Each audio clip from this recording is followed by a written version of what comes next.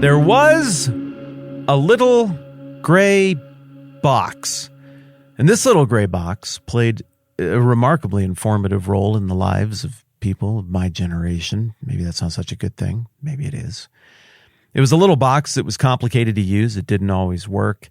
You had to find ways to connect it through little silver screws to the back of your primitive television, and you had to blow in the cartridges to make the little gray box function. But when it functioned, the Nintendo Entertainment System was the happiest thing in the world for a certain generation of people. And the happiest game on that happiest thing in the world was the gold-clad original Legend of Zelda. It was magic. I thought video games were pretty cool before that game.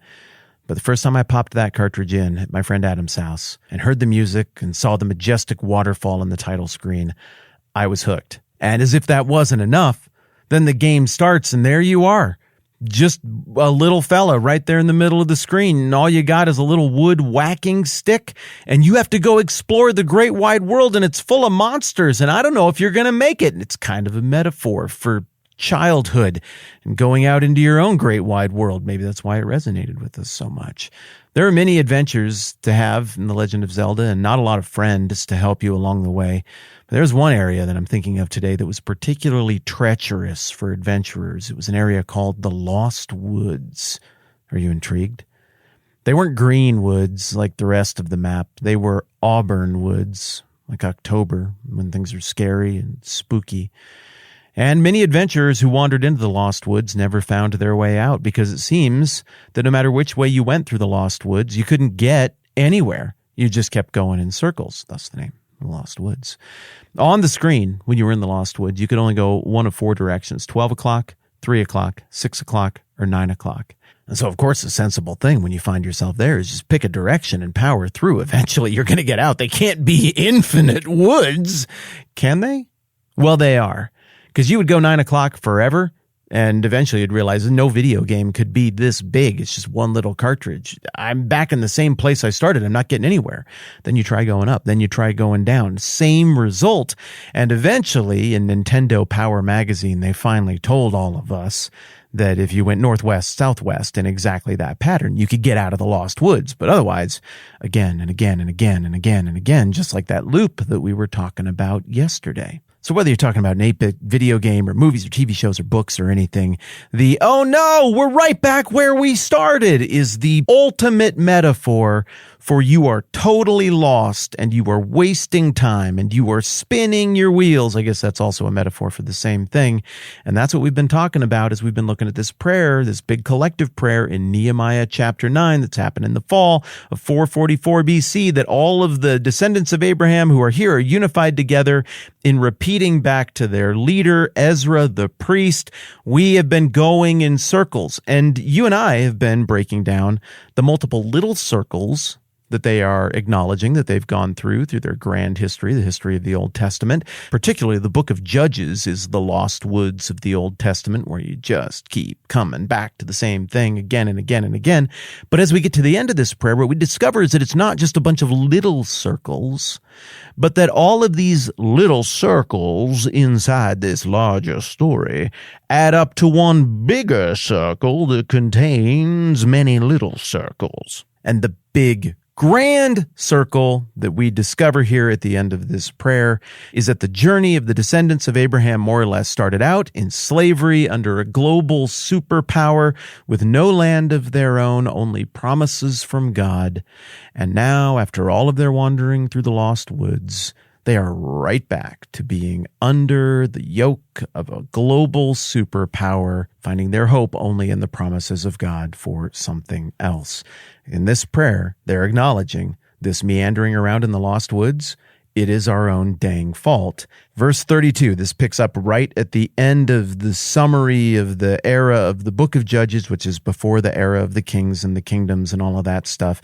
Verse 32 takes us forward through history into this era of the kings and the kingdoms. Now, therefore, O our God, the great, mighty, and awesome God who keeps his covenant of love, don't let all this hardship seem trifling in your eyes. The hardship that has come upon us, upon our kings and leaders, upon our priests and prophets, upon our fathers, and all your people from the days of the kings of Assyria until today.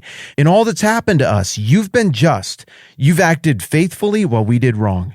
Our kings, our leaders, our priests, and our fathers did not follow your law. They did not pay attention to your commands or the warnings you gave them, even while they were in their kingdom, enjoying your great goodness to them in the spacious and fertile land you gave them. They did not serve you or turn from their evil ways. Okay, there's a couple quick things of note there before we get to the very end of this prayer.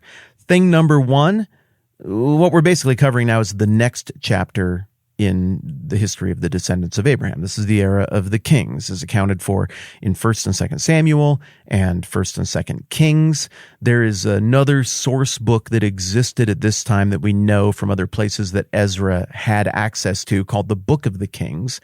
That's different than the 1st and 2nd Kings that you're reading from in your Bible. We don't have access to this book anymore. But there's a whole bunch of data out there, careful chronicle of all of this era of the United Kingdom and then the divided kingdom as Israel in the north and Judah in the south.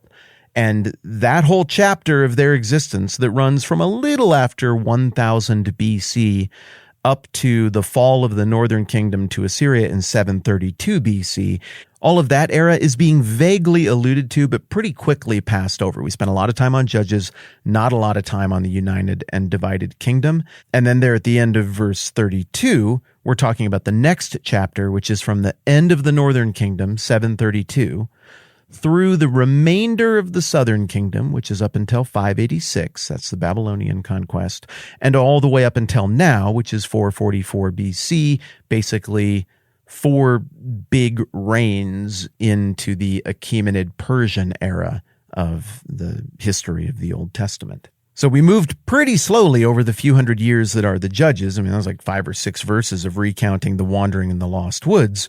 And now we've gone very quickly through the era of the kings. But in the midst of summarizing that era of the kings, I think it's interesting that we get really what might be the only petition or request of this entire prayer. I don't think I even need to say might. I really think this is the only petition we've seen so far. Now, therefore, O our God, the great, mighty, and awesome God who keeps his covenant of love, do not let all this hardship seem trifling in your eyes. Is that it? For this whole prayer?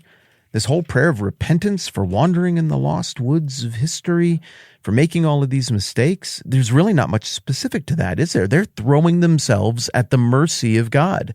They're not saying, give us this or do this thing or defeat these enemies. The prayer is simply, remember. Just make something of this seemingly meaningless story. Please provide a fresh narrative. The narrative we're repeating back to you is dumb. It's a sad narrative. It's a broken narrative. Implicit in this little request right here would seem to be, would you please breathe meaning back into this disappointing cyclical narrative that has gone on repeat for so many years, so many lives, so much blood, so many squandered opportunities. Would you please give new life and new meaning and new framing to this narrative by whatever you do next? Now, that's a pretty significant paraphrase on my part. I understand that, but I don't think I'm wrong. I don't know. If you see it different, let me know. But to me, that's the way I would interpret this prayer. They're saying, we don't know how you give this thing meaning. We don't know how you redeem this story. We don't know how you take the yuck off of this and put some kind of luster or significance on it. We don't know how you make this somehow worth it, but we're completely on our knees. We're totally falling at your feet here. Whatever meaning needs to be made of this, make meaning of it. Whatever value can be wrung out of this for something beautiful or redemptive, do it. You remember a while back I was talking about that unsung theme in the book of Nehemiah, that theme of remember. That seems to be a real point of emphasis here. It seems to be where these people were at.